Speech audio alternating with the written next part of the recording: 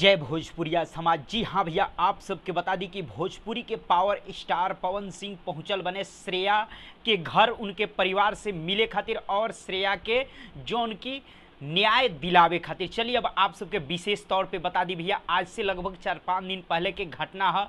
श्रेया कुमारी के हत्या हो गई, आप सबके भी पता बाटे। जौना मामला के पूरा तरह से छानबीन तह से चल रहा बटे और आप सबके बता दी 4-5 दिन पहले के ई कांड भइल बटे। जगह पे कैंडल मोर्चा होखे लागल जौन की इंसाफ के लेके कि हत्यारा लोग के गिरफ्तार कइल जाए और फांसी के सजा देहल जाए। जी भैया, ऐसा पब्लिक के हर जगह से मांग होखे लागल श्रेया के इंसाफ खातिर। में आप सबको बता दी पवन सिंह के टीम बहुत सारा लोग पहुंचल लो, लेकिन फाइनली आप सबके बता दी पवन सिंह कल रात निकलने लखनऊ से जौन की काराकाट लोकसभा क्षेत्र में, जहां से पावर स्टार पवन सिंह इस साल के संसदीय इलेक्शन लड़ रहे हैं। जी हाँ भैया, काराकाट लोकसभा क्षेत्र में ही आप सबके बता दी औरंगाबाद में नबी नगर जौन की काराकाट ही लोकसभा क्षेत्र में आवेला, उहमें के भैया ये लड़की है श्रेया कुमारी, इनके घर नबी नगर में ही बाटे। उहमें पावर स्टार पवन सिंह एबरा पहुंच गए बने। आप सबको बता दी कल रात में पवन सिंह जौन की लखनऊ से अपना टीम के साथ निकलने और कल ही डेयरी ऑनसन में पहुंचने और आज भैया कुछ देर पहले 1-आध घंटा पहले ही पवन सिंह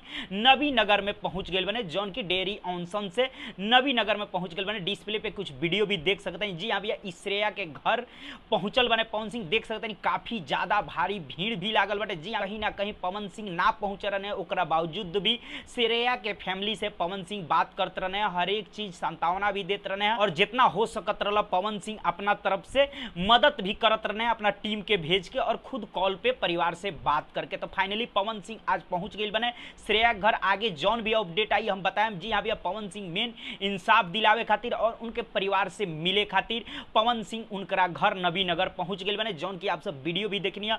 तो भैया हमरा तरफ से इहे कहेम और आप सब भी की कमेंट बॉक्स में जरूर श्रेया के श्रद्धांजलि दी हमरा तरफ से और समस्त भोजपुरिया समाज के तरफ से श्रेया के आत्मा के भगवान शांति दें और साथ ही साथ यही कहें कि आप सब भी जरूर शांति खातिर प्रार्थना करी जौन की भगवान से श्रेया खातिर। जी अभी आप सबके अपडेट का लगल और आप सब बताई भैया जे भी अपराधी बाटे वो कौन सजा मिले के चाहिए, कमेंट बॉक्स में जरूर बताई। चलते चलते वीडियो को लाइक करी, ज्यादा से ज्यादा शेयर करी। फिर से मिलते हैं नए अपडेट के साथ।